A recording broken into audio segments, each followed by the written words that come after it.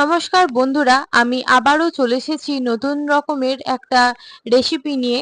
তো আজ আমি বানাবো পনির কোরমা। তো দেখে নিন কিভাবে বানাবো। তো প্রথমে আমি এখানে পনিরগুলোকে ছোট ছোট করে টুকরো করে নিয়েছি এবং মিক্সি জারে 4 মগজ, কাজু বাদাম এবং একটু পোস্ত নিয়ে মিক্স করে তারপরে আলাদা করে রসুন, পেঁয়াজ এবং আদাটাকে আমি বেটে নিয়েছিলাম। তো এখানে আমার উপকরণগুলো আমি দেখিয়ে দিলাম। তো তেলে প্রথমে এবার আমি সে কেটে রাখা পনিরগুলোকে ভালো করে ভেজে নেব।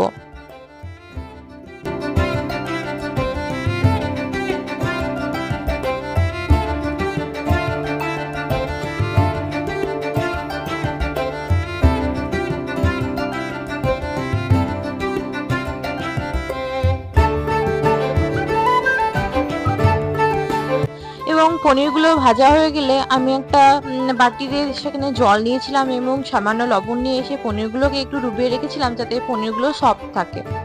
তো তারপর আমি কড়াইয়ের মধ্যে এসে কেটে রাখা ক্যাপসিকামগুলো ভেজে নিয়েছিলাম। তো ভাজার পর সামান্য সানফ্লাওয়ার তেলের মধ্যে আমি দিয়েছিলাম বাটার। যেহেতু কোরমাতে বাটার লাগে, তো বাটারটা আমি দিয়েছিলাম এবং তার মধ্যে দিলাম একটু চিনি কালারের জন্য এবং তার মধ্যে দিলাম গোটা গরম মশলা এবং সেগুলোকে দেওয়ার পর একটু ভালো করে নাড়তে হবে। দেখুন ওই যে গোটা গরম মশলাগুলো দেখালাম এবং ভাজা হয়ে গেলে এর মধ্যে আমি দিয়ে দেবো আদা রসুন পেঁয়াজ বাটা। ভালো করে এগুলোকে নাড়ার পর আমি এর মধ্যে দিয়েছিলাম ধনে গুঁড়ো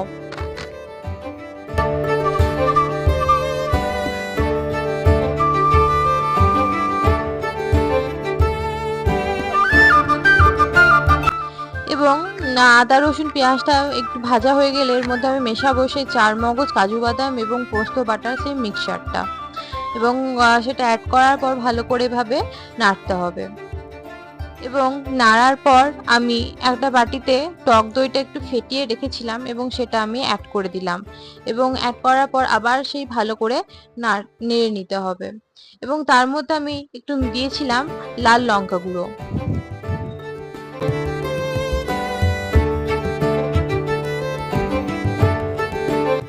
এরপর আমি দিলাম সামান্য হলুদ গুঁড়ো, এটা দিলাম একটু কালারের জন্য।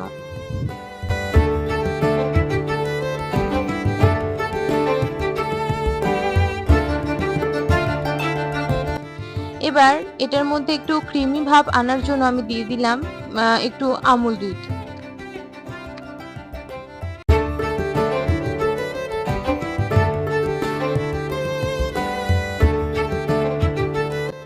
এরপর আমি এতে দিলাম স্বাদ মতো লবণ।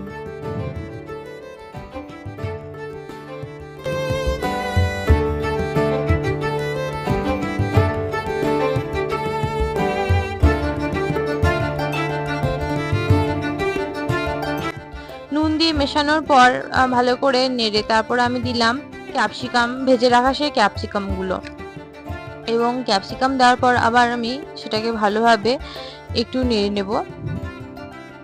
নাড়ার পর আমি এর মধ্যে দিয়ে দিলাম জল।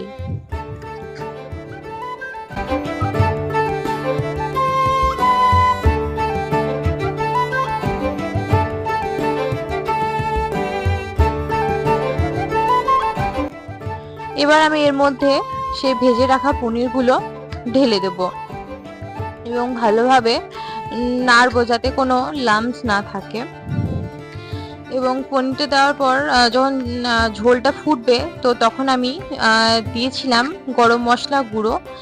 তো লাস্টে আমি সামান্য ঘি দিয়েছিলাম এবং সেটা আমি ভিডিওতে তুলতে ভুলে গেছি।